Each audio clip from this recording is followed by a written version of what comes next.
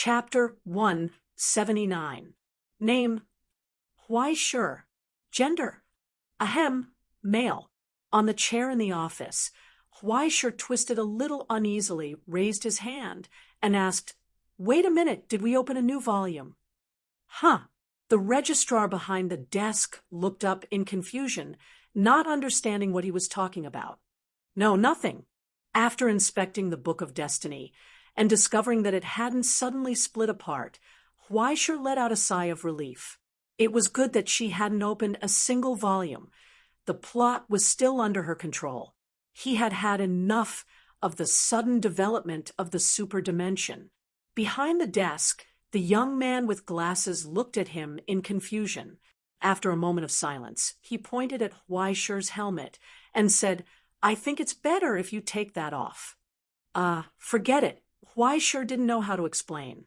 After a long time, he said, "I'm afraid of strangers." The registrar's face twitched. "Okay. By the way, where's the lady just now?" Why-sure asked curiously. "I don't know. She came back crying and ran away. Did something happen?" The young man scratched his head. "I'm also here to take over the shift. Please forgive me if I made any mistakes." It's okay. It's everyone's first time." Why-sure waved his hand and laid on the chair. Hearing the noise outside, he was relieved. Fortunately, he ran fast. No one knew where he was. "What's going on outside?" The young man frowned and asked. "I don't know. Maybe there's a fight." Why-sure whistled innocently. Anyway, no one could see his guilty look through the mask. "The Geneling branch is really messy." "Yeah." The registrar sighed. "Where were we?" "Take off the helmet." "No, it's further ahead." "Gender." Oh, yes, gender, male." The registrar hurriedly lowered his head and recorded.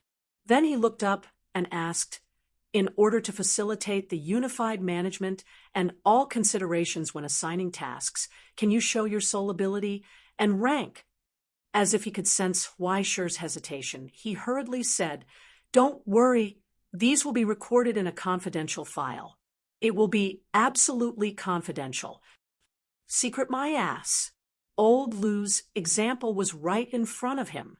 His tear-stained reminder was still ringing in his ears. If you don't want to be transferred to some secret department to work overtime until you die, you must not show off how useful and unique your ability is.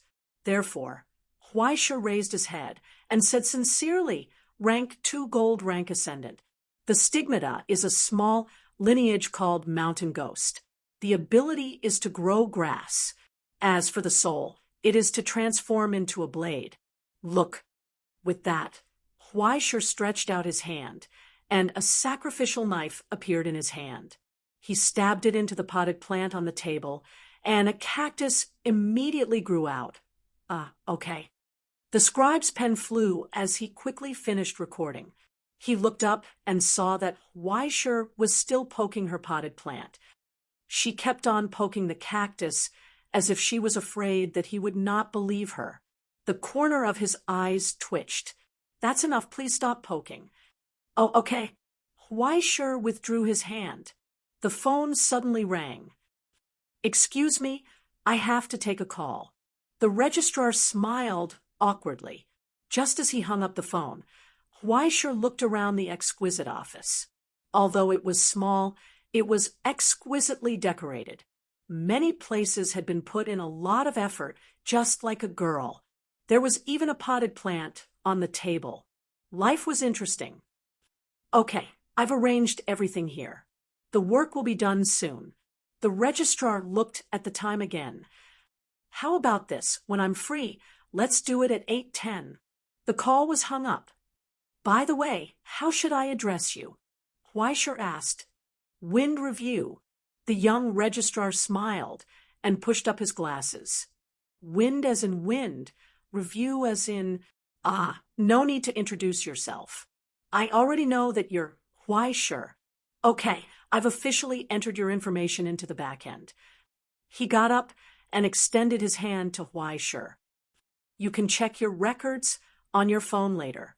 Soon, The confidentiality department will activate your authority and the account on the Metatron cube, as well as internal merit points. I wish you all the best in your future operations. Thank you. Huaisher shook his hand politely. The registration was over. A huge stone was lifted from his heart. By the time AI Ching found Huaisher, it was already 2 hours after the meeting ended. At 8 o'clock in the evening, as if lost, Huaisher had already wandered blindly into the kitchen. Where the hell did you go? AI Ching frowned and asked, Didn't I say I'd wait in the lounge? The masked man's tone became strange. It's a long story. Forget it. It's good that you're not in the lounge. AI Ching shook her head unhappily. The quality of these surrounding officers is too low. They actually fought in the branch and hung on the wall one by one. Do you know what's going on? The masked man was silent. AI Ching frowned, as if she felt that something was wrong. But then she heard the sound of the phone vibrating violently. Emergency mobilization order. Everyone assemble and set off to set up the perimeter defense. The traces of Green Sun have been found. The location was in a huge hotel next to Xuanwu Lake. 10 minutes ago, the traces of Green Sun members were confirmed. Then 10 minutes later, the operation was ready and everyone was in position. Under the shroud of the shadows, the special operations team from the trench prison, the ascendant troops named Primordial Darkness, had already walked into the hotel with a huge luggage bag in hand, leaving only a dim shadow on the floor that slithered past. 1 in position. Whiteboard in position. What kind of stupid code name is that? 2 in position. Sparrow said that this is called when in Rome do as the Romans do. 4 in position. Domschafolk customs the way are so profound. Why am I called 4 in position? All in position. The surveillance has been shared. I want to eat soup dumplings. We'll eat later. Don't talk about food when you're working, okay? A helpless voice sounded in the channel. Sparrow in position. Everyone is here. Where are the targets? A total of 7, all in the suites on the 9th floor. The structure is as shown in the picture. There are alarm systems in the corridor, but there are no traces of escapees. Also, they seem to be packing up and preparing to leave. There's no time to lose. Let's move quickly. 1 and Whiteboard are in charge of firepower support.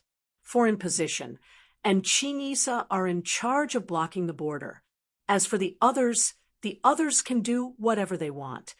Sparrow threw down the bulging luggage bag in her hand and took out a variety of guns and threw them to her companions. 9 Treasures Lotus Lamp, and I will be in charge of breaking in. Did they say to capture them alive or kill them all? They didn't say. Since they didn't say, half of them will kill, and the other half will depend on luck. Sparrow put on her bulletproof vest and pulled the bolt of the pump-action shotgun in her hand. It's not easy to be a social animal. You're taking a break, lip-syncing, and eating cheese hot pot. You come to work when you're told to, not giving any buffer time. Hey, do you usually take a break? We often work overtime. What's a break? What's a cheese hot pot? No, what's a break? Sparrow's expression under her mask became more and more helpless. Forget it. Pretend I didn't ask. We're all social animals of the astronomy club when we're alive, and we're still the ghost animals of the astronomy club when we're dead. It's really not easy to give up our youth and grandchildren. Signal cutoff, get ready. Countdown, 5. For Sparrow stood still in the room, took a deep breath, and looked at the 9 Treasures Lotus Lamp beside her. The 9 Treasures Lotus Lamp, who was as tall and sturdy as a giant, put on his helmet, lifted the large shield that was covered with armor plates and the heavy high-frequency axe that was charging forward, and cracked his neck. A cracking sound rang out. The lights in the empty room flickered. They flickered in the countdown. After illuminating the hole in the mask, Sparrow's eyes gradually turned cold. 3. 2, 1. In an instant, silence fell. Everyone suddenly heard a sharp sound that seemed to pierce their eardrums. Amidst the roar, the entire building shook, and the huge ninth floor was instantly covered by shadows. The depth index rose rapidly under the manipulation of the outside world. A crack was carefully opened in the great mystic Zarathustra. In an instant, the laws of physics here were shrouded in darkness under the rapid rise of the depth index. At the last moment, Sparrow let out a hoarse laugh in the darkness. "Let us, Patty!" Boom! Under their feet, the solid floor fell apart in an instant.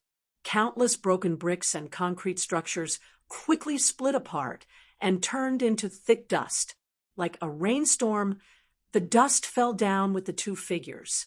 Amidst the dancing dust, the Sparrow caught a glimpse of astonished faces. Then, the roar of gunfire rang out. The alchemy gunpowder burst out with blazing poisonous fire, propelling countless tiny iron balls to fly out, drawing a radiating silver light in the darkness. Before the dense silver light, like a rainstorm, all flesh and blood were torn apart and penetrated, smashed like rotten tomatoes in a blender, and blood splattered everywhere. Sparrow had already landed, smiling at the shocked emptiness through the mask. She raised the barrel in her hand and pulled the trigger again. An even deeper darkness descended upon them. From the hoarse screams and roars, there were dull, loud noises, and the roar of gunfire. There was the terrifying sound of knives and axes cutting flesh and blood, and the silver light bursting out of scattershot. But soon, the gunshots and loud noises had all dissipated. In less than 5 seconds, the darkness gradually thinned. What replaced it was a ghastly scarlet. Countless broken limbs and bones turned the messy room into a nightmarish hell. Sparrow stood in hell, stepping on a pool of blood, and the scorching barrel was pressed against the forehead of the last survivor. There was a sizzling sound. "Don't cause any trouble, and don't run around blindly. You save yourself the trouble, and I save myself the trouble, understand?" Sparrow squatted down and looked at his face, as if to say something about surrendering and sparing his life, but soon sighed, helplessly. "Forget it, look at my eyes." And so it was done. With the crisp sound of a lighter, Sparrow lifted the mask, and the cigarette in her mouth was lit. The flickering flame illuminated the disgustingly handsome face, and the deep sadness that could not be seen through. According to the original vacation plan, I should be in Rome for hair growth treatment, but I have to come back to clean up the trash. Thinking of this, Yu Dongri was so angry that his eyes turned red. "Look at what you have done."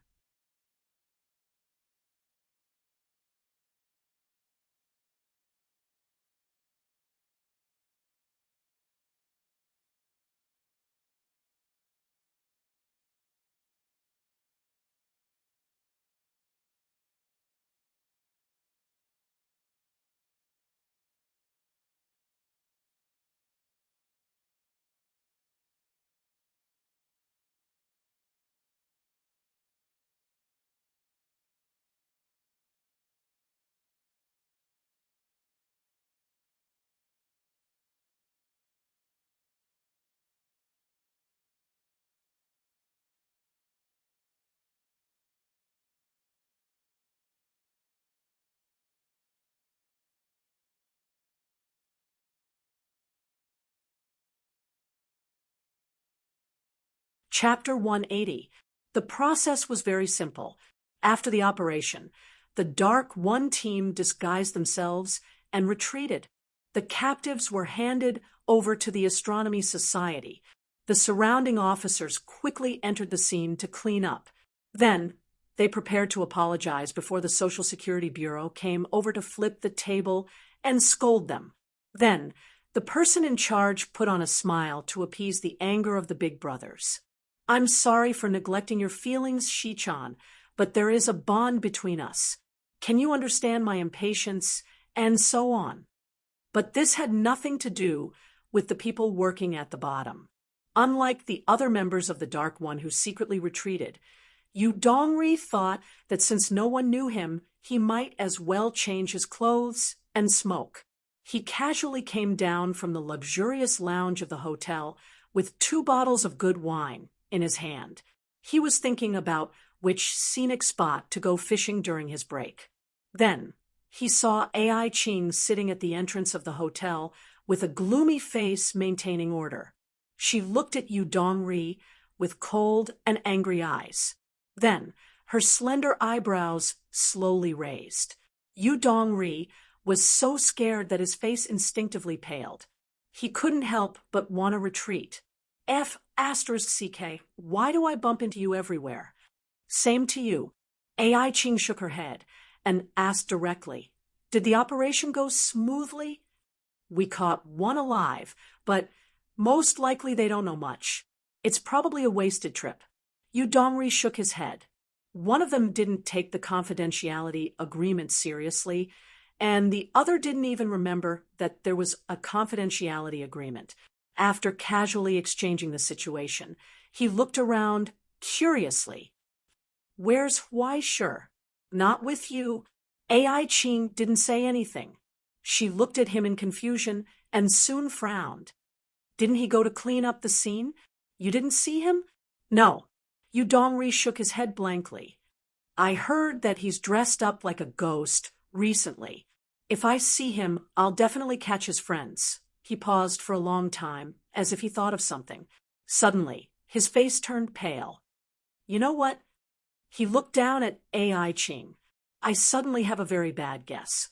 What a coincidence. 10 minutes later, Ai Ching's face was livid. Secluded sewer in Jinling. 3 minutes later, figure wearing a helmet came from the command center crawled out at the rear. Dirty water dripped down from his body. Has not responded to our inquiries, as if he was taking something off his wrist. Are unknown. Thus, the helmet and protective suit that were identical to Huaishur's together with 7 other officers, revealing a genial face with glasses. 5 minutes later, when he turned his head under Ai Ching's faintly visible astronomical society building was sealed off from the corners of his mouth and outside into a happy smile. And they began the third investigation. 3 hours ago, then, they found the body of the clerk in the personnel registration office and warmly shook his hand to congratulate him. Still showed the horror and despair of her death. To the astronomical traces society. Of a struggle were found in the office. Huaishur nodded, and a note was found on the table with some curiosity. On the note, the matchstick man with a smiling face. There seems to be a bug in your potted plant. Goodbye. Feng Jian looked at the table. A locust jumped out of the soil in the potted plant. He raised his eyebrows. In the soil, he could faintly see a few strands of withered hair and a scalp hidden under the soil. Huaishur froze for a moment and looked at Feng Jian in astonishment. Feng Jian helplessly shrugged and sighed. I was going to let you go, a premonition of death. Huaishur reflexively pulled out her axe and swung it down at his head. Suddenly, she felt a frightening surge of origin substance emanate from the hand that he was grabbing. His vision went black. In his daze, he heard Feng Jian's astonished voice. He didn't die? Forget about it. He's still a hostage. As Feng Jian waved his hand, a crack appeared in the air and an ice-cold corpse fell out. Feng Jian casually stuffed it into the cabinet. Then he picked up Huaishur, folded him up, and stuffed him into the narrow space within the crack. Solubility, bubbles, creates a small fragment of the border that doesn't exist for very long. Even though the shelf life is both long and short, it's as convenient as a storage ring. He placed the potted plant into a plastic bag and stuffed it inside as well. Feng Jian calmly pushed open the door and left. He locked the door behind him and turned around to head upstairs. 10 minutes after the news of Huaishur and the others disappearing was placed in front of the Jinling branch manager, he woke up from his daze. He could feel that his origin substance was about to collapse. It had been destroyed by that frightening attack. His head felt like it was about to split open. Thankfully, the Book of Destiny had pulled him back at the last moment, preventing him from becoming a drooling retard. However, his entire body was still weak, He could barely move. In addition, no one would be able to move after being nailed to the wall. He could feel waves of intense pain coming from his hands.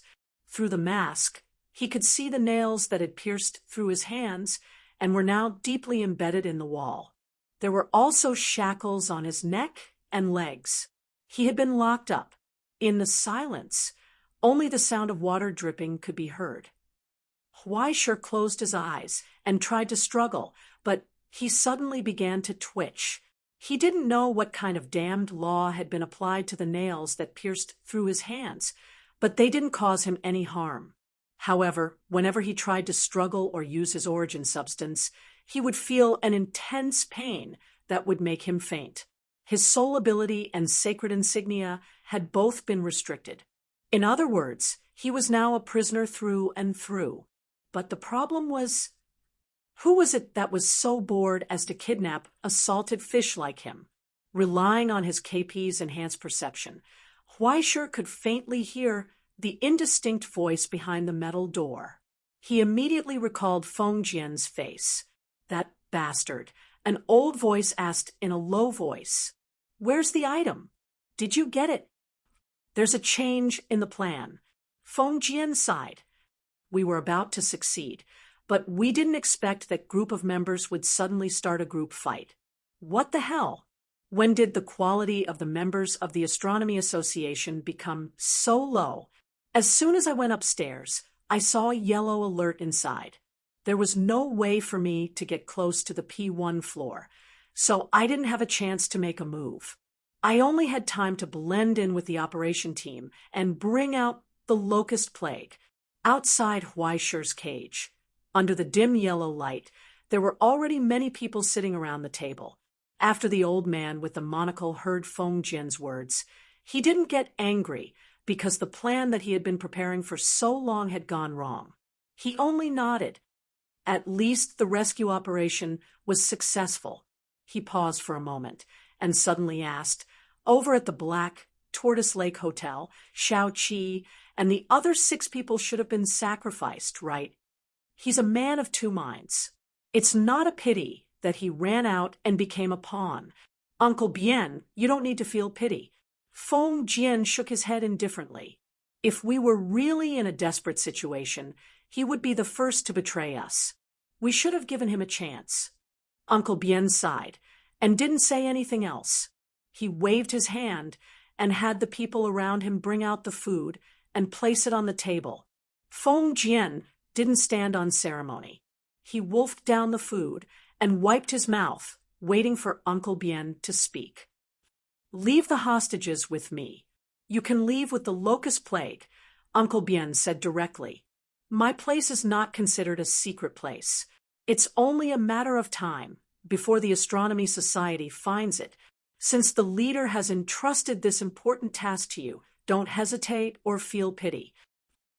Feng Jian opened his mouth to speak. "I know you want to persuade me, but there's no need for that." Uncle Bien shook his head. "An old man like me can't walk freely.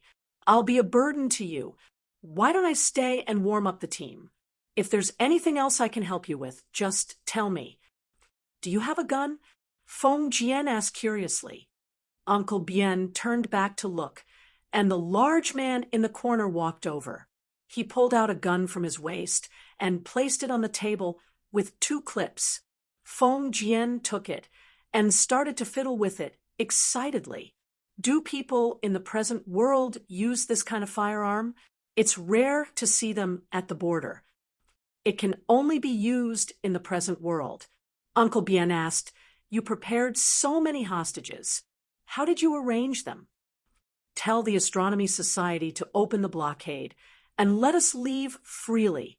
Otherwise, we'll kill one of their members on the dark web every hour. And then—" "Yes, and then—" Feng Jian smiled mysteriously. He put the gun in his pocket and picked up the flower pot on the table. He held it on his fingertips and twirled it in a circle. "We'll talk about the rest later." Uncle Bien nodded and didn't say anything else. He watched as Feng Jian turned and left. In the silence, Uncle Bien took a sip of tea and ordered Rod, go check. Don't let anything go wrong. A hunchbacked, middle-aged man stood up and nodded. He took a gun from the cabinet, pushed open the door, and walked into the basement. While the metal door was open, Weisher listened carefully to the breathing sounds outside the door. 1, 2, 3. There were 7 people in total. One of them was an old man, but he didn't know how many of them were ascendants. The hunchbacked man walked in, as if he was worried about something. He first picked up a stick from the corner of the room and carefully poked Weisher twice. Only then did he lower his guard a bit. He walked over to Weisher and kicked him twice. After confirming that Weisher couldn't do anything, he put away his gun and reached out to pull off Weisher's helmet. However, he didn't know how to do it. After tugging for a while, he finally found the button at the back. When he pulled off the helmet with all his might, Weisher's long hair flowed out like water and fell to the ground, contrasting with his pale face. Even though the tip of his nose was still bleeding from the impact of the origin substance, it was hard to hide his beauty. Rod stared at him in astonishment. His eyes lit up as he revealed a vulgar smile. He reached out and pinched Feng Jian's chin. It's actually a little girl. WDNMD, who are you talking about? Weisher looked over. The hoarse male voice caused the hunchbacked man to freeze in place. A guy? It seemed like he couldn't accept this cruel reality. He was dazed for a long time before he squeezed out a smile on his pale face. It's fine. A guy is fine too. As he spoke, he roughly grabbed Weisher's hair and lifted him up. He lowered his voice and whispered into Weisher's ear, "When Uncle Bien goes to bed tonight, I'll keep you company." In the shadows, Weisher gently moved his fingers, feeling the iron wedged into his palms. When we even keep our promises, it was as if more than your countless viruses. Uncle Bien stepped forward from his protective softly and looked at Weisher's face. I can guarantee that you can have a good rest and go back safely, but you have to be honest. He stared coldly into Weisher's eyes and asked word by word, "What are you hiding?" "What else can I hide? We are almost going to be honest with each other, right?" Weisher was amused by him. He showed his naked upper body and asked, "Didn't that guy, Feng Jian, tell you? My name is Weisher, male, 17 years old. I'm a student, a part-time member of the Astronomical Society, as well as a confidential secretary. Sublimator, level 2. I'm just a mountain ghost who only knows how to grow grass." He also stared at Uncle Bien's face and asked seriously, "You have already nailed me here. What else do I have to be afraid of?" "Yes, what is there to be afraid of?" Uncle Bien stared at his face in a daze. After a long time, he slowly got up, couldn't help but cough and cover his mouth. The others wanted to come over, but he waved them away. After a long time, he finally calmed down and lowered his eyes. "I'm sorry, young man. Maybe I am wrong?"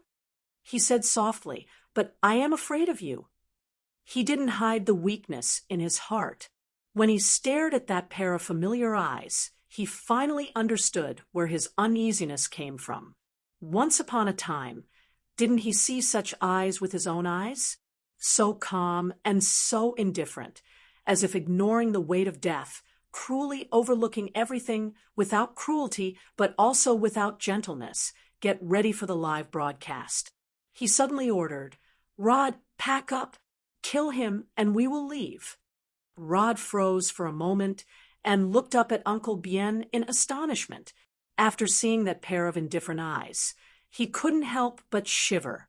Without saying anything, he turned around and obediently packed up his things. "You want to kill me?"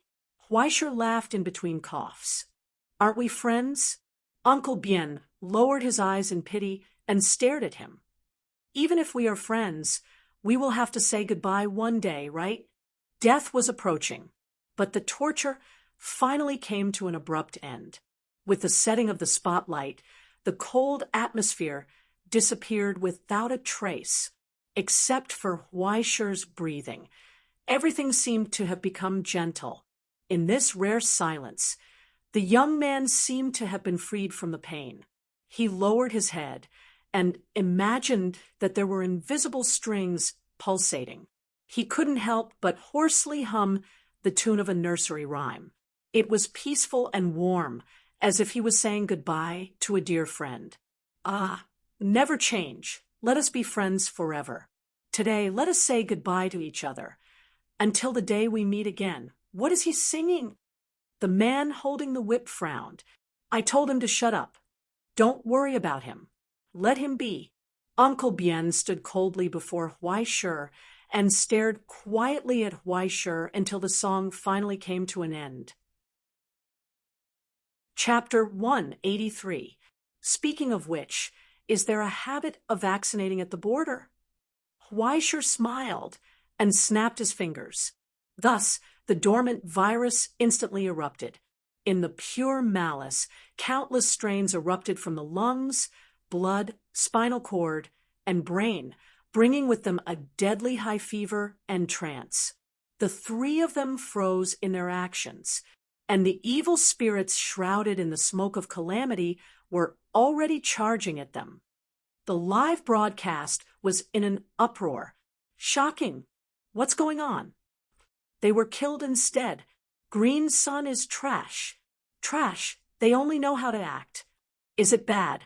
Was it arranged beforehand? Everyone is an actor these days. Amidst the chaotic bullet screen, the live broadcast suddenly froze. The countless insults on the bullet screen disappeared in an instant. As all the viewers were stunned, the animation of countless rockets rising appeared outside the screen. They flew to the center of the live broadcast window and exploded into bright virtual fireworks. The roaring sound of an electric guitar sounded out of nowhere. It was like the special effects of a celebration. A line of unbelievable dark golden words appeared on the client of all the viewers of the dark net. A legendary investigator has arrived at the live broadcast. Please offer your respect to our eternal friend at the border of the dark net. Wait, what the hell? F*CK, a legendary investigator. At this moment, not only were the inspectors watching nervously from the Astronomy Association, but also the leaders of Green Sun and countless viewers watching through the border dark net. Even Yao Ke, who was in the command center of the Social Security Bureau, could not help but spit on the keyboard and scream. She no longer cared about her ladylike image. The eldest cousin was shocked by her scream and was dumbfounded. What is a legendary investigator? A detective from someplace? Big cousin, don't you watch the live broadcast of games? A legendary investigator of the dark net. Legendary. Yao Ke felt that her eyes must be playing tricks on her, but after seeing the gradually dissipating words on the screen, a sense of suffocation arose in her heart. This was the winner of the death game, the strongest participant who had perfectly cleared the cruelest, most difficult, and most incredible modules in the countless games of the dark net and obtained the certification of one of the three supreme authorities of the border dark net. Among the countless ascenders and virtual game players in the world, there were only 16 legends. It was not a cheap honor that could be obtained through strength alone. Instead, it was a fruit of honor that was bestowed upon a person who completed an arduous trial comparable to Odysseus's trial with wisdom, determination, and even unbelievable luck. Each of their names is recorded on the flyleaf of the Odyssey. Immediately afterwards, an axe appeared in his left hand. As he turned around, he slashed at the leader's neck. He raised his sword, blocking Huaishi's attack. However, after the ascendant named Lin Pu took a step back, he actually woke up from the impact of the origin substance. Even though his face was covered in smallpox, and he was gradually becoming dizzy from the heat, he didn't know how long he had been training for, but in that instant, he instinctively dodged Huaishi's attack. He reorganized himself, raised his sword high, and slashed downwards. Huaishur took a step back. Immediately afterwards, the entire building began to rumble. For a moment, the entire room seemed to be spinning. As the origin substance fluctuations spread out, a new set of laws was applied, and the room began to spin like a washing machine. When Huaishur turned around in shock, he saw Uncle Bien lying on top of a blueprint. His severed arm was pressed into the bloodstains on the blueprint. A scholar who specialized in architecture had established a new set of laws, causing the ground to turn upside down and the ceiling to hang upside down. Everything related to architecture had been redefined. Countless flippers popped out of the cement, and the steel bars were reconstructed, turning into a cage that enveloped Huaishur. Immediately afterwards, it fell apart under the chop of the axe. Uncle Bien's expression twitched. He endured the intense pain and prepared to set up a new set of laws and changes, but then he saw a spear appear in Huaishur's hand, and he swung it at him without even turning his head. A streak of dragon blood flew through the air. A terrifying aging process descended. Amidst the continuously growing irises, Uncle Bien's vision turned dark, and he lost consciousness amidst the intense heat of the smallpox, the frantic spinning of the heavens, and the earth came to an abrupt stop. Immediately afterwards, however, when Huaishur turned around, he saw Lin Pu, who was very close to him. He seemed to have long since become accustomed to Uncle Bien's settings. He instantly charged forward, seizing the precious opportunity that the old man had created for him, and stabbed out with his sword. Flames appeared on the blade, piercing through the air and creating a powerful wind and thunder. As the stripes appeared on his body, his speed actually increased by 30%.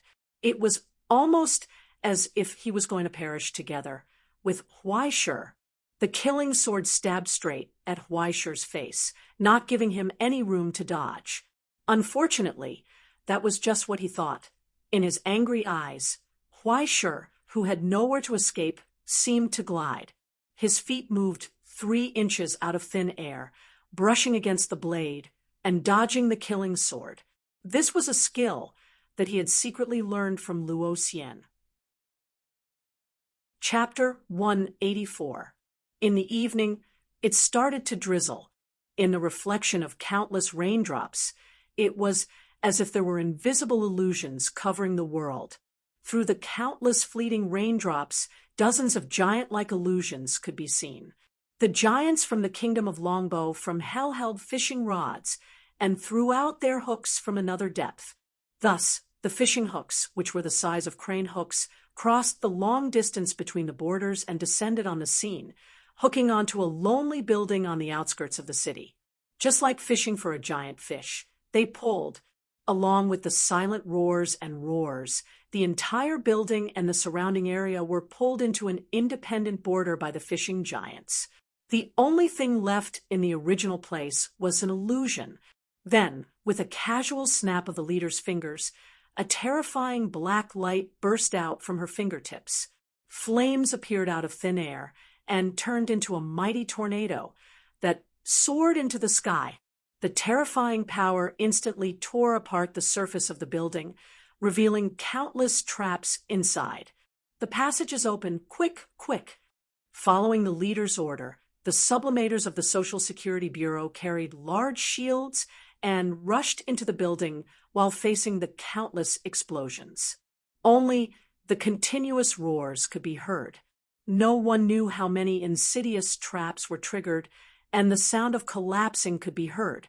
Ignoring all the walls and traps in their way, the team rushed forward and rushed straight to the core. It was a race against time.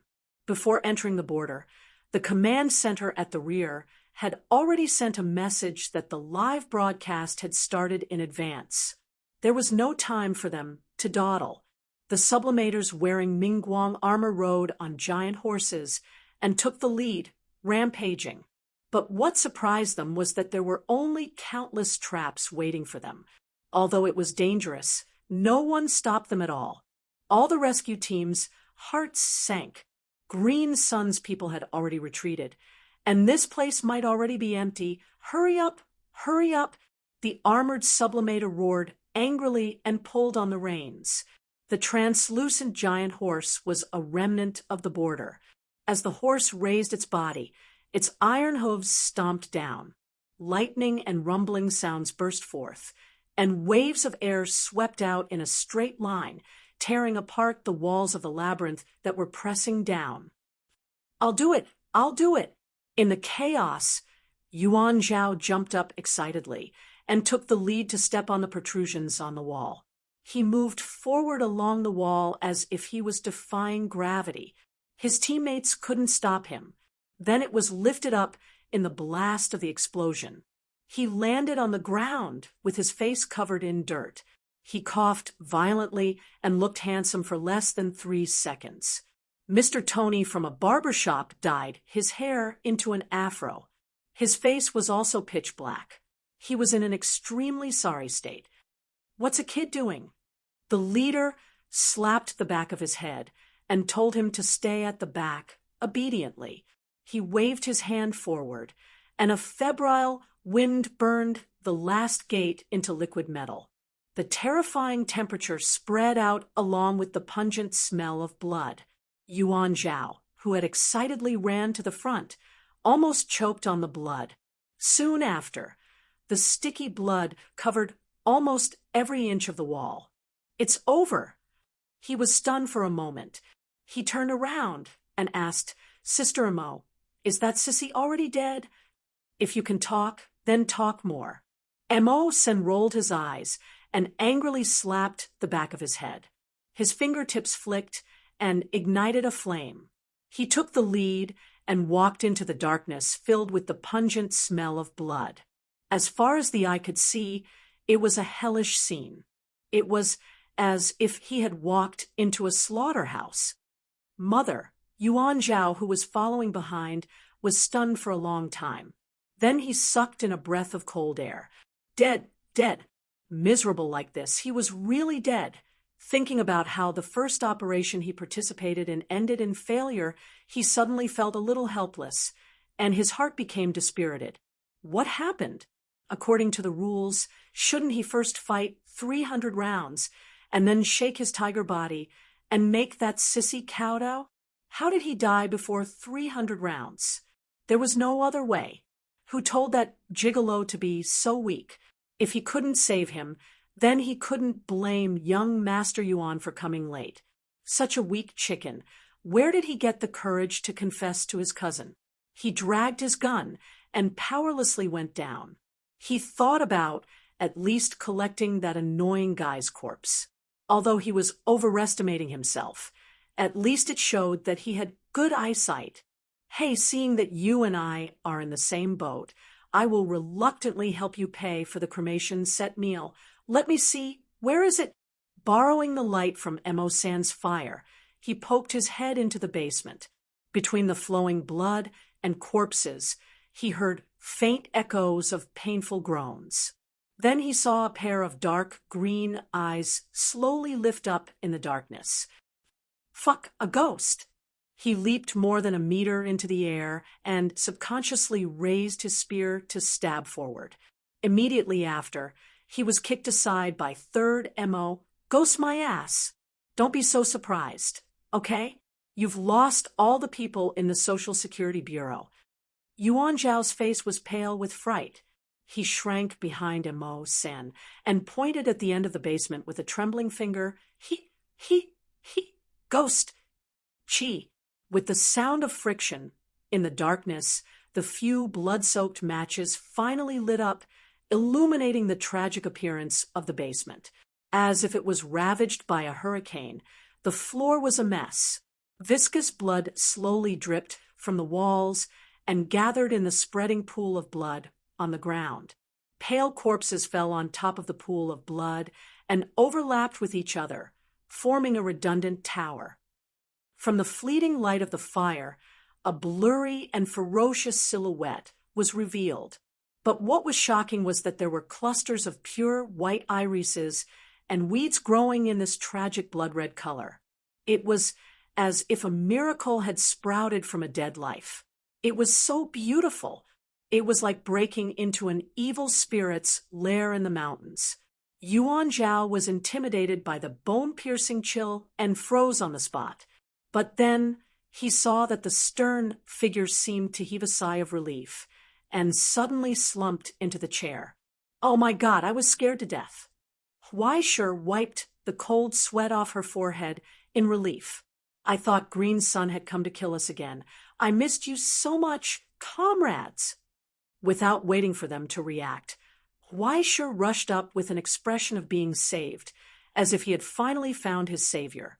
He warmly shook hands with them one by one, almost moved to tears. "You don't know, there's not even a door in this damn place. There's no way to go out. There's nothing to eat, let alone go to the bathroom. There's no lighter to smoke. Thank you, Astronomy Society. Thank you, Social Security Bureau. Comrades, you've worked hard." Mo San's hand was held, and his cold face couldn't help but twitch. She suddenly felt a strange feeling. What the hell is this? Were you kidnapped, or were you a lone hero that killed into Green Sun's lair and wiped out their whole family? What's the use of a rescue team? When did the members of the Astronomy Society become so good at fighting? Her first reaction was that the damn fatty who came to ask for help was probably playing with them. "Dawarashi, please sit. Dawarashi, smoke. Come, Dawarashi, kuluo." By the time they reacted, their hands were already stuffed with a bottle of iced happy drink. Then they saw Huaishur run to the corner, dragging two guys who were still gasping for breath, and sent them in front of them. Like an old farmer, he gave a simple and bold smile. "Look, Dawarashi, this is a gift for you. Captives alive. So, what does this have to do with us?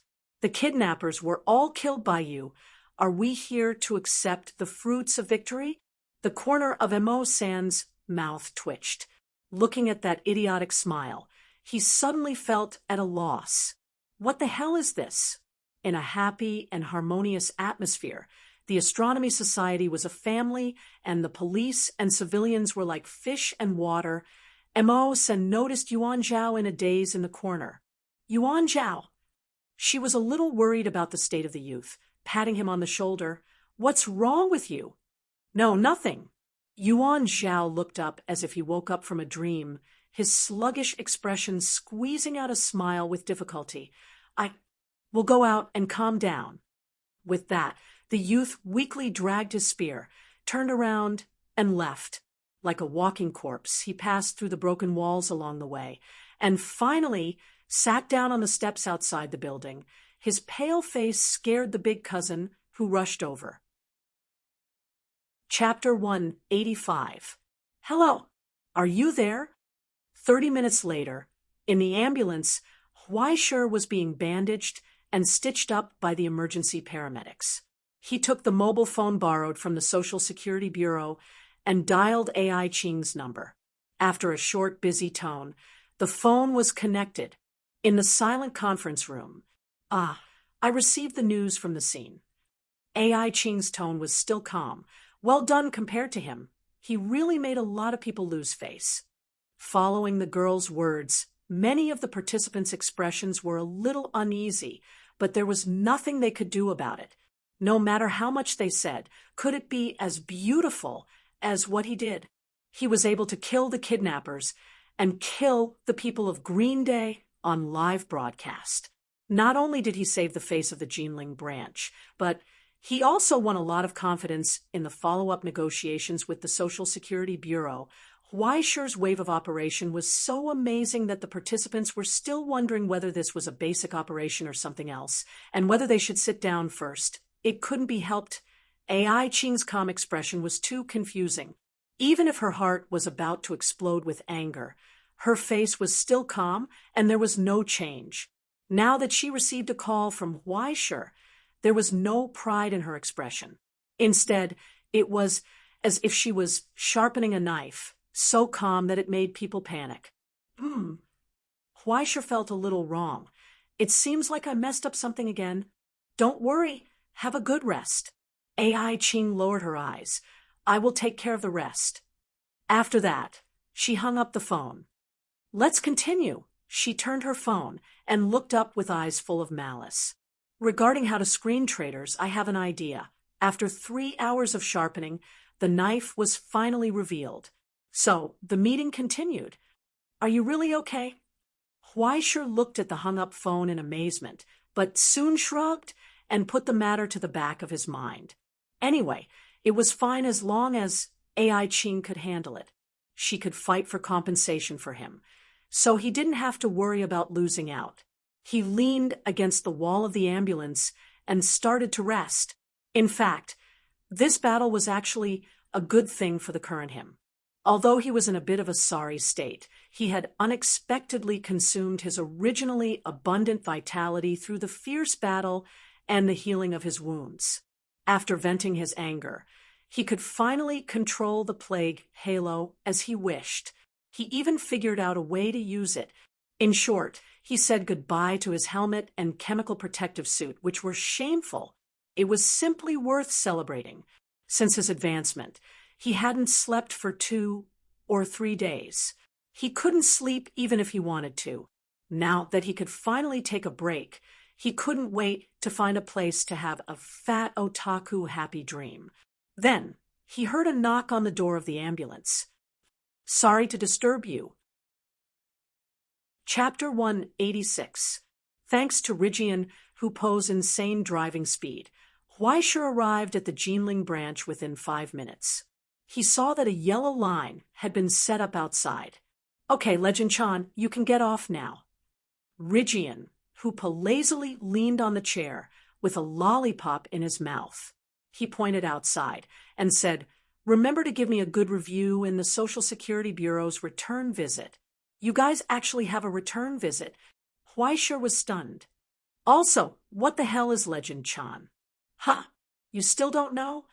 Rigian, who raised his eyes and glanced at him. "That's your current nickname. What the hell kind of nickname is that?" "Legend Chan, don't tell me you want to play dumb about this. The Dark Net has already given you a gold certification." "What's that?" Huaisher suddenly realized something amidst his shock. "KP, that bastard, is going to persecute me again. You Dongsha people are really asking for praise when I don't know how good I am." Rigian, who sighed helplessly.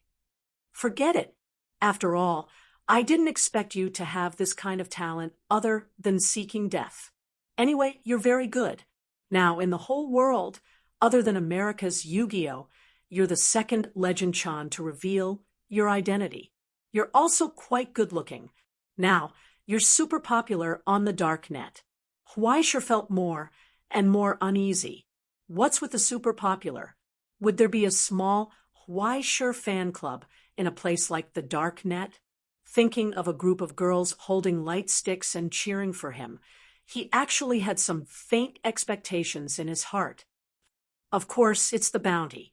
Rigian, who glanced at Huaisher's head with evil intentions, which made the young man's neck feel cold. After all, many people still lack a sufficiently heavy collectible on their wall. The Human Exhibition Bureau has already taken out $40 million to reward you.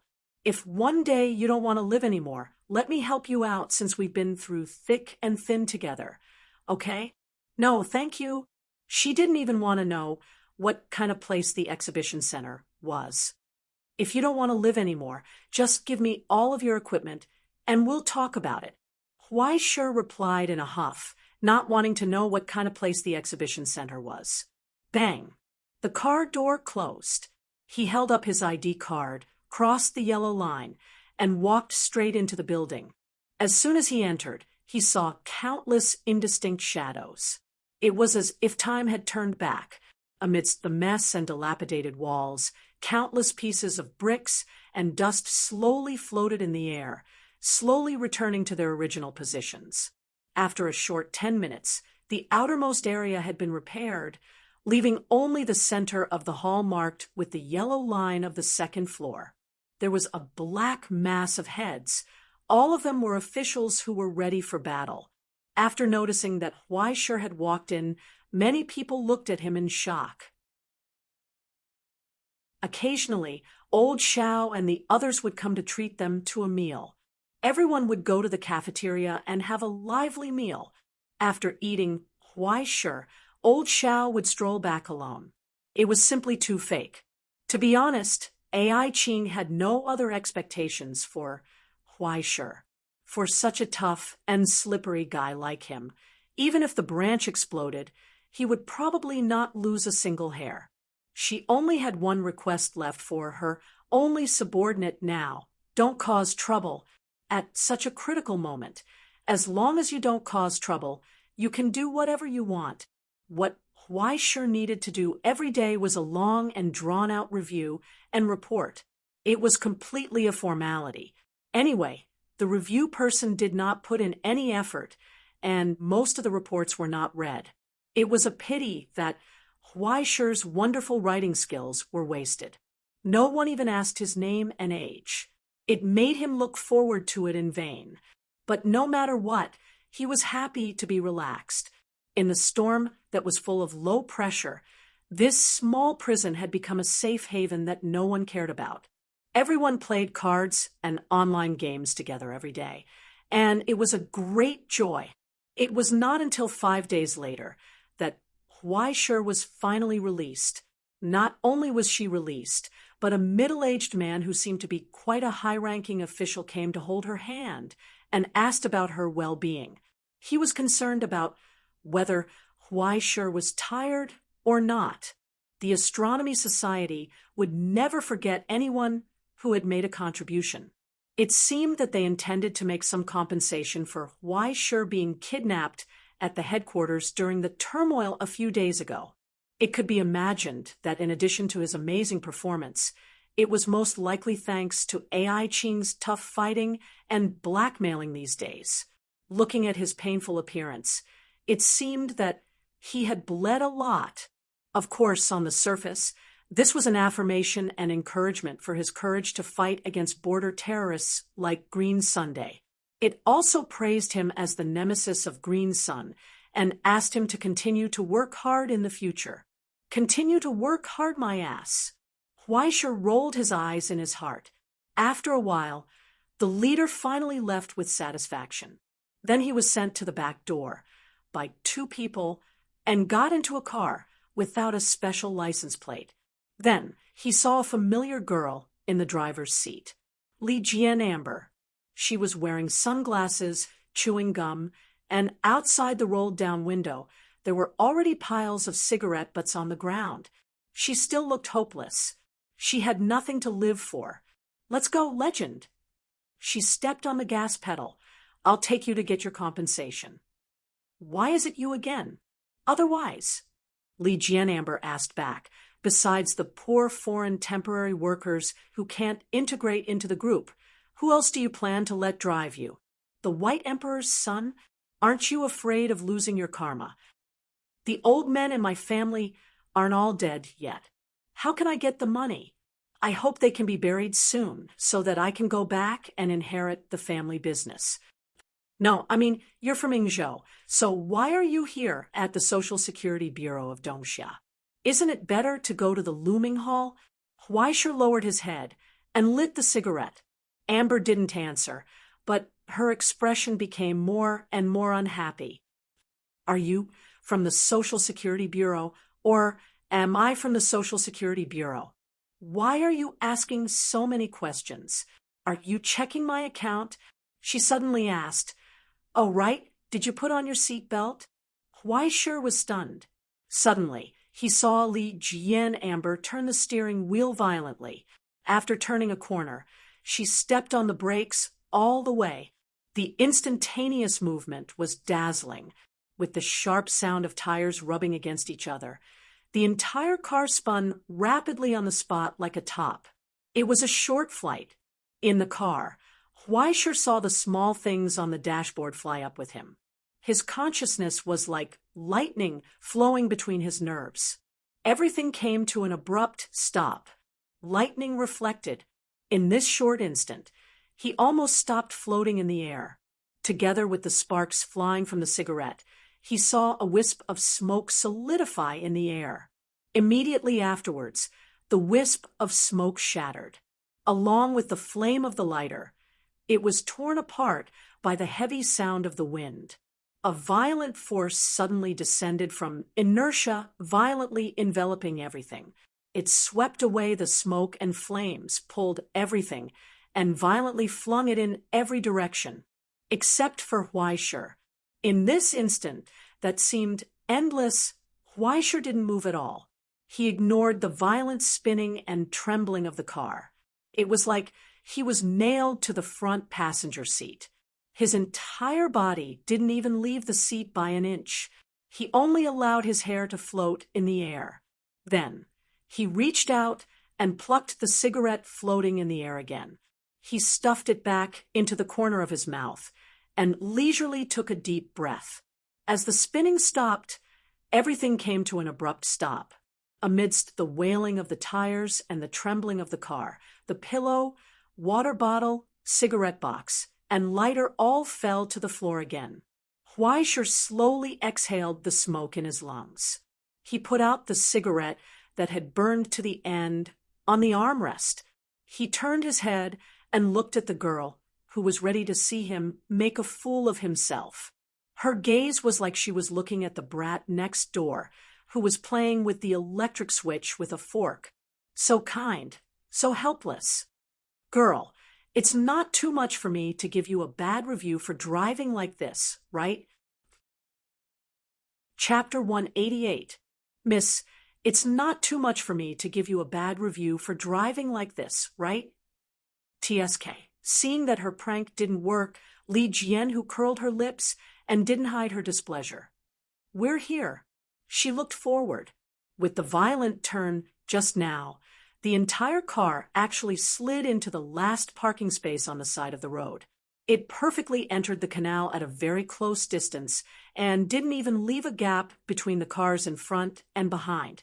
Only 4 complicated ruts were left on the ground, which shocked the passers-by. It would probably burn a lot of money to repair the car. The car was already parked in front of a luxurious commercial building. Dozens of meters away, people were weaving.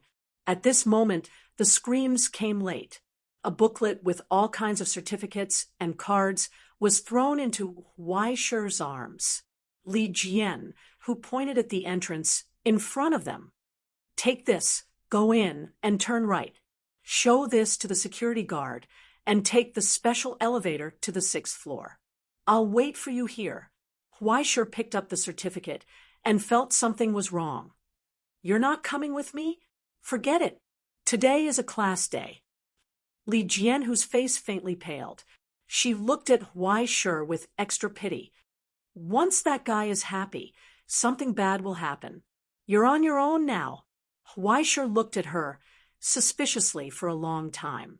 He sneered and picked up the thing in his hand. I don't believe that your class can eat me. He got out of the car and went straight in the direction Hupa said. It looked like a very ordinary shopping mall, and there was even a special elevator for VIPs. But along the way, the security guard looked at him as if he was looking at the face of a hero before he sacrificed himself. There was a trace of shock and sadness. You think you can scare me away like this? Huaishur snorted and went into the elevator without changing his expression. After swiping his card, he pressed the button and waited for the elevator to go up. He wanted to see what kind of dragon's pool and tiger's den this class was. A trap? Hee, could it be worse than a crow's trap? What a joke. I, little Peppa of Huaihai Road, have seen all kinds of storms and waves, yet she can still turn over in this gutter. As the elevator slowly opened, Huaishur's vision suddenly turned black. Boom! Along with the opening of the iron door, the sound waves were swept into the cramped and narrow space, bringing with them a tune that could make one's soul tremble. There was a loud rumble. Dozens of subwoofer cannons vibrated violently from all directions, sending out a shocking melody that could make one's heart tremble. Huaishur suddenly felt a chill run down her back. Youngman, their snotty toe feel down. I said, young man, pick yourself off the ground. The song was so passionate that it caused Huaisher to feel fear and confusion, as if he had been thrown into a furnace. Then he saw the huge hall and the nearly naked burly men. Before the old man reached out to grab him, Huaisher jumped into the elevator and frantically pressed the close button. I'll leave now. I won't disturb you. Please don't send me off. Goodbye. Wait. The closed elevator door was suddenly opened by the old man's hands, and a shiny bald head poked in. He looked at Huaisher's face and raised his eyebrows. I remember, you're the kid who came to report today, right? After that, the old man didn't allow Huaisher to resist. He stretched out his hand and squeezed Huaisher's shoulder, almost lifting him up. He turned around and walked into the gym as if nothing had happened. Along the way, he passed through the wrestlers on the ground and the muscular men who held barbells and danced to the music. He directly threw Huaisher into a stool in the corner. Perhaps the strong man's aura was too terrifying or something else, but Huaisher didn't have time to resist for a while. Then, the old man sat behind the desk, put on a pair of reading glasses, and flipped through the book in the drawer. This seemed to be the office, reception room, and rest area. Huaisher, right? The old man rolled his eyes and looked at him. He held a pen in one hand, and the other hand grabbed a dumbbell to train his arm muscles. Yes, Grandpa. Huaisher trembled as he handed over a can of iced Coke. What's your name, Grandpa? My surname is Luo. Just call me Coach Luo. Elder Luo expressionlessly took the can of Coke from Huaisher and then raised it in front of him. What's this? Coke. Bang. The can of Coke was crushed with a loud sound. Wrong. This is heat. Do you know that this is garbage? Elder Luo's eyes widened, and his warm face instantly became as cold as a ghost. In my gym, in the world of pure men, this is garbage. Pure men only drink protein powder, and don't need this kind of garbage. As he spoke, the muscles all over his body seemed to be pulsating, as if roaring with the old man. Countless droplets of sweat flew out and almost fell on Huaisher's face. Huaisher shrunk his neck and trembled. Fine, whatever you say. He just wanted to get rid of it as soon as possible. Forget it, you're a newcomer, so you don't understand these things. Just be careful and don't make the same mistake again. Elder Luo casually threw the crushed can of Coke to the side, and then wrote and drew in his notebook, noting down the time of Huaisher's arrival, and then reached out his hand. Give it to me.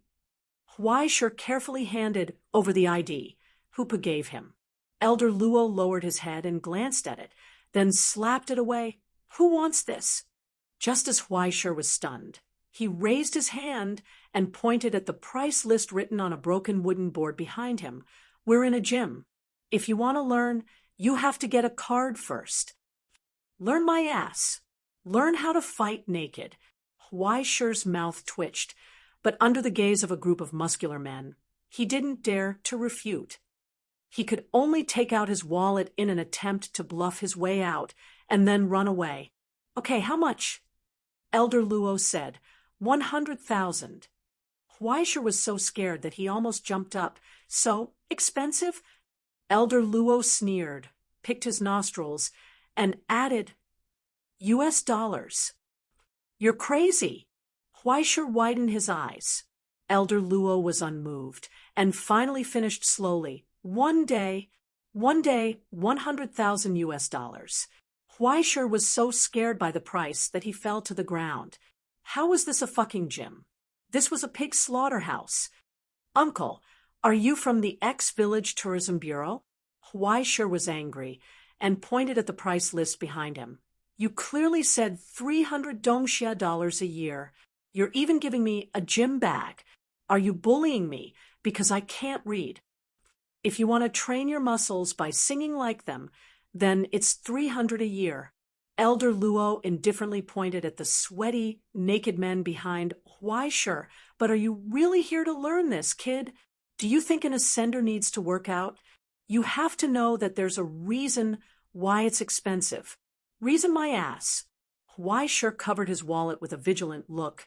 You're a gym. If you don't teach fitness, what do you teach? Of course, I'm teaching you how to fight. Elder Luo grinned. How to fight, how to win, how to kill. Isn't that all I can teach you here? According to the rules of our fitness industry. How about I let you experience a lesson first? He rubbed his fingers and raised his eyebrows. 10 minutes, I'll only charge you 10,000. I'll fight you empty-handed, and if you can make me take a step back, you win. How about it? Uncle, are you dreaming? Why sure sneered. How about I fight you, and if I take a step back, you win. Then you'll give me 10,000. Okay? I promise I'll run faster than Usain Bolt. No matter what you say, I won't move. It's easy to take my life. You want my money? Dream on.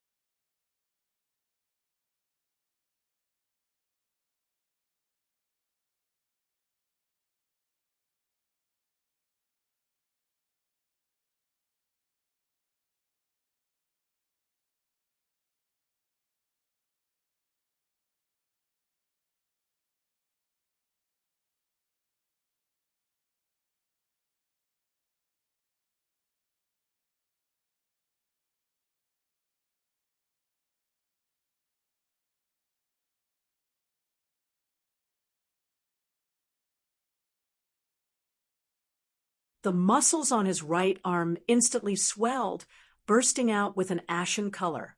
In the blink of an eye, it swept down in the direction of the muzzle like a whip. The crisp sound of the air braking was overlapped with the roar of the gunshot, and it was difficult to distinguish. And a distorted bullet had fallen from Elder Luo's hand to the ground. His Huaisher sucked in a breath of cold air, and an indescribable shock emerged in his disbelief. This old bastard is a little gay, but maybe he's really an otherworldly expert. Although he had already concluded that the bullet was not a threat to him, the old man's reaction still made him feel a burst of fear. He heard it loud and clear. The sound of Elder Luo's arm whipping down was not one, but 6. In the short gap that was difficult to be seen by the naked eye and the mortal body, the thick arm swung forward softly as if it was boneless, and it met the burning red bullet. But what really collided was his 5 fingers that were like plucking the strings of a zither. From the moment he gently played the zither, it distorted the centrifugal force given by the rifling, pulled it out from its original trajectory, and swept it into the dust. The almost terrifying power, the speed that was difficult to be seen by the naked eye, and the appalling skills merged in this attack. How is it? Are you satisfied with this move, little brat? Elder Luo was not angry at Huaisher's action of shooting him in the back. Or rather, he was somewhat satisfied with this despicable and shameless behavior. He grinned, and the small muscles under his face twitched. His bald skull was filled with purple blood energy.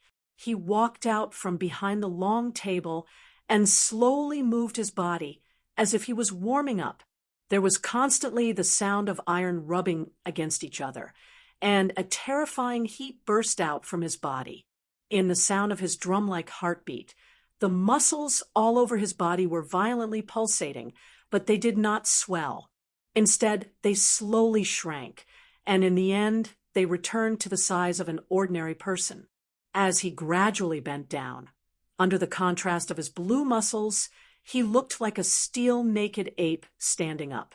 The music stopped abruptly, and everyone hurriedly dodged to the sides to avoid the excited coach, for fear of being involved in this cruel teaching.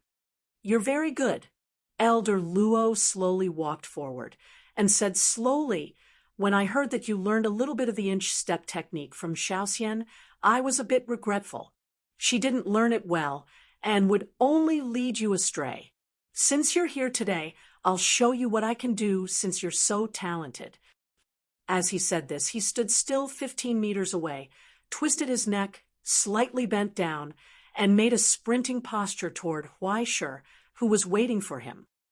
Look carefully. This is Huaishir's vision turned black, and a hurricane came at him. It emitted a substantial destructive power from the violent tremor. Huaishir's heart beat wildly, and his face turned pale.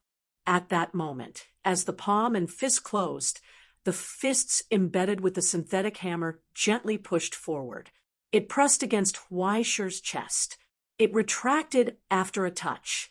In the instant of the collision, the roar and power that ran through the old man's body and blood instantly poured into Huaishir's body, filling his limbs and bones. Inch by inch, the domineering and unparalleled power was evenly applied to every fascia, every muscle, and every vertebra of Huaishir. Then he heard it. The thunder roared, and the drums on the ground shook. This was thunderclap. Huaishir fell into a daze. He didn't feel any pain. He just heard a violent, loud sound that he had never heard in his life. Then he entered the third-person mode. Under the blow, even his soul seemed to have been beaten out. He couldn't feel his body, and he couldn't control his limbs. He could only stare at everything in the world through the eyes of this body in a dull and sluggish manner. In this long and indescribable moment, he saw the smiling and ferocious old face slowly move away, because he was moving backward, flying backward. From the silence, he smoothly left the earth and circled in the air. With a dazed expression, he drew a long arc. He leaped over a distance of 30 meters. He swept past countless strong men who were working out, dancing, and fighting from the end of the hall. Finally, he landed on the smooth tiles of the door. He bounced, fell, and slid backward with an inexhaustible force. It was like a puddle of mud. As the elevator door opened with a ding, half of his body fell smoothly into the elevator. It wasn't until a long time later that Huaishir woke up from his daze, but he still couldn't feel his limbs. He only felt terrible pain and discomfort. What a rare guest. When he raised his eyes, he saw a pair of exquisite sandals in front of him, as well as a pair of white and slender toes and slender and tight calves. Looking up, he saw a gray dress with stunning breasts and a familiar face, eyes curved like crescent moons, and a smile that made people feel like they were bathing in the spring breeze. "Luo Xian?" Huaishir asked incredulously. Then he spat out a large mouthful of faintly green blood. "Well, long time no see. Huaishir." Luo Xian bent down and stared at the young man whose face had countless capillaries ruptured and nostrils were bleeding. She raised her eyebrows slightly. "Are you here as a guest?" Chapter 191. Within the darkness, Huaishir once again heard the sound of thunder. Then he was sent flying. His legs, he was sent flying through the air. He spun 7,200 degrees before landing on the ground and spitting out a mouthful of blood. There was also half of his internal organs. Amidst the crackling sounds, the strength hidden within his limbs and bones exploded. He had exploded, died. Huaishir opened his eyes once again, wiping the cold sweat off his forehead. He went to take a shower, then lay down on his bed and returned to the darkness of the Book of Destiny. The 169th replay began. Then the 169th failure occurred. Huaishir still couldn't find any clues regarding the records in the Book of Destiny. He was being beaten up by instructor Luo. That muscular old man was practically a monster. What he had displayed in the experience class was a dazzling display of techniques that didn't give anyone any opportunity to learn. It wasn't just the U-steps at the beginning, but also the drummer and thunderclap. They seemed like three simple moves, but they completely covered all of the barehanded combat techniques that Huaishir could imagine.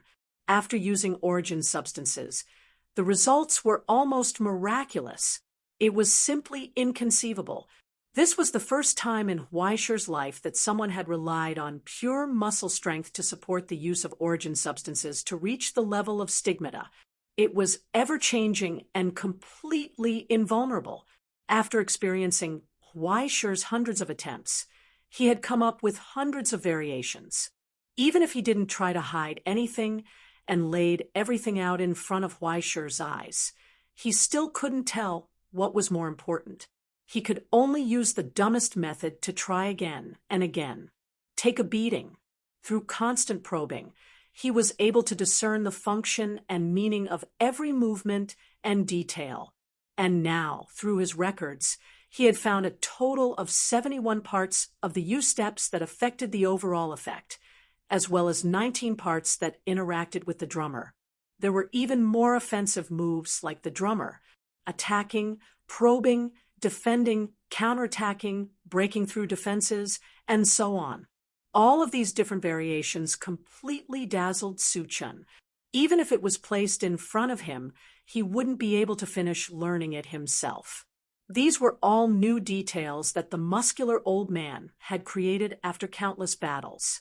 He was like a master who was casually splashing ink, but no one who tried to secretly learn from him could find any trace of it. As for the last thunderbolt, Huaishir had already given up. It was too simple, but also too difficult. That was a move of Tiancheng's, which was hundreds of levels higher than Huaishir's, but in essence, it was very simple: scissors, rock, paper, and 3 variations. It was purely a move derived from the combination of 3 different drummers. Huaishir was suddenly furious. "Then what are you doing these for?" "I like it." Elder Luo said seriously. "Fitness is great. Everyone should exercise. Dopamine, right? As long as—" "Seriously, let's not do all these fancy things." Huaishir waved her hand and interrupted him. "Can we just get straight to the point and start today's class?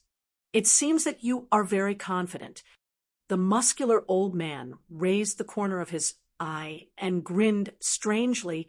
"It seems that the trauma I gave you yesterday was not enough. Since you can't wait, I don't mind torturing a noob." "Old people shouldn't talk big. Be careful not to sprain your waist." Huaishir twisted his neck and put the troublesome towel on the shelf next to him. He took a few steps back and put on a standard fighting posture. "I have been preparing for today's class for a long time." He narrowed his eyes and looked at the muscular old man in front of him, who was stretching his waist. "Be careful. Don't fail miserably." Elder Luo was still relaxed. He casually strolled in his gym and looked at Huaishir's posture. He nodded slightly. "It's quite standard Roman style." "Who did you learn it from?" "Self-taught." "Is that so?" "I don't think so. There are less than 20 people in the world who know this old-style preparation posture of the Inquisition." "Then isn't it very powerful?" "Not necessarily powerful, but it's certainly outdated." Elder Luo slowly bent down and put on a sprinting posture. The joints all over his body rubbed against each other, making a sharp sound like the cracking of zither strings.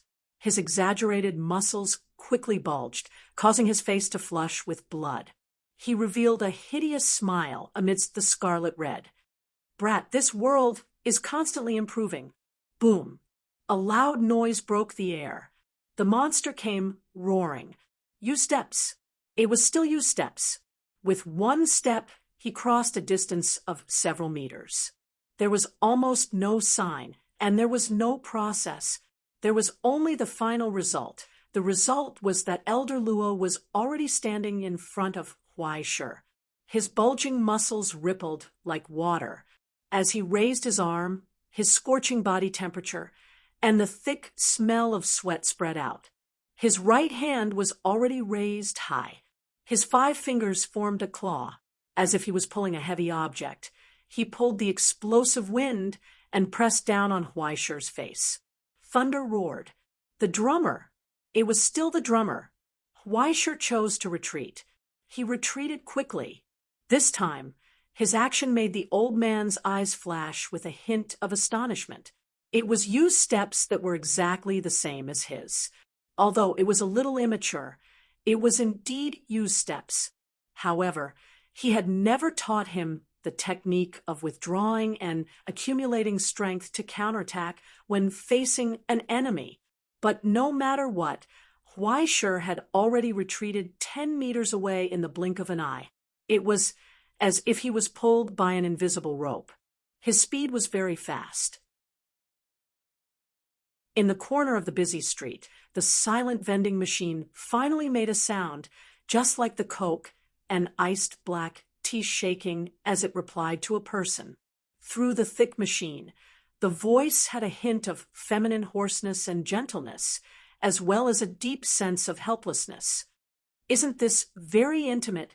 Yu Dongri leaned against the vending machine with a cigarette in his mouth and patted the top of the machine intimately. "Who are we? Did you find what I wanted?" Bang! With a soft sound, a can of happy drink fell out of the vending machine. Yu Dongri picked it up and opened it. However, there was no happy drink in it. Instead, it was stuffed with a thick roll of paper. After pulling it out, it curled up into a pile. "Everything you wanted is here," the vending machine said. "Thank you very much." Yu Dongri whistled. "You're welcome. I owe you."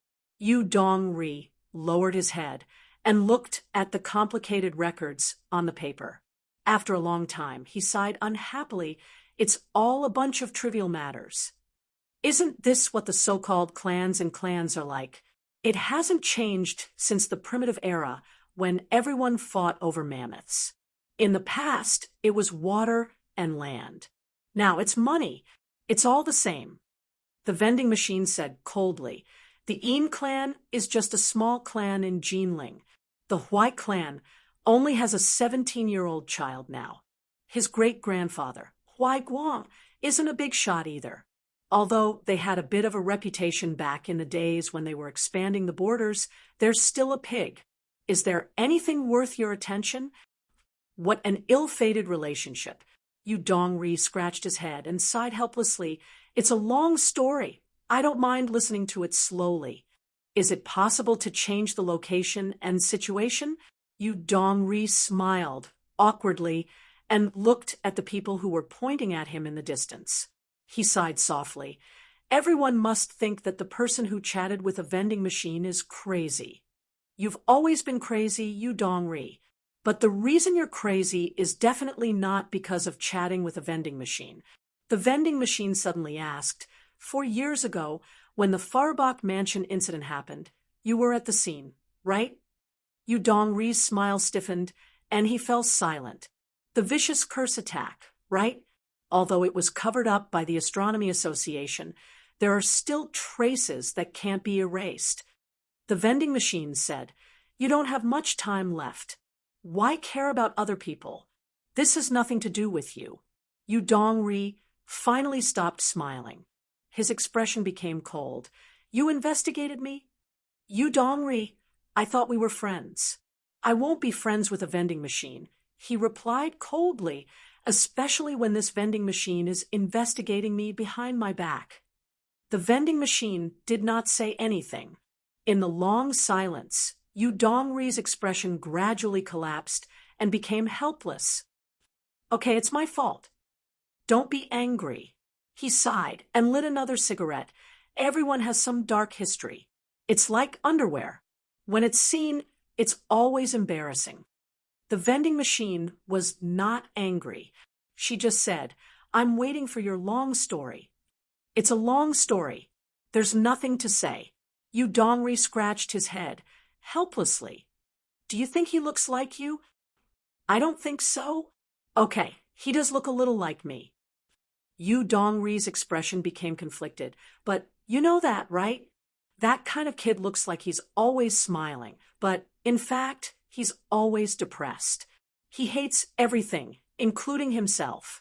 Sometimes he's very annoying, but sometimes he makes people feel that they can't be left alone at all. You see, after all, we've known each other for so long. If something happens to him in the future, and he regrets it for the rest of his life, he'll make it seem like it's my fault. Guess what? The vending machine's tone became mocking. You're not the only one who thinks so. It seemed to be hinting at something. Thus, Yu Dongri was completely defeated. He raised his hands and begged for mercy. I'm sorry, sister. Just treat it as a dying concern. After a short silence, the vending machine sighed softly. You've become indecisive, Yu Dongri. Haven't I become more like an ordinary person? Yes, congratulations. The vending machine asked mockingly, is being a cowherd that happy? You think being a cowherd is happy? Yu Dongri widened his eyes. Wrong, you can't imagine the happiness of being a cowherd. So, Mr. Happy Cowherd, what are you going to do? How would I know? Yu Dongri smoked and lowered his head. As an outsider, I have no room to intervene at all, okay? What else can I do other than blindly worry? The vending machine said no more. She had already left. You're tuning in to the Mystic Fist YouTube channel. Don't forget to subscribe and join us on this journey to catch the most captivating stories.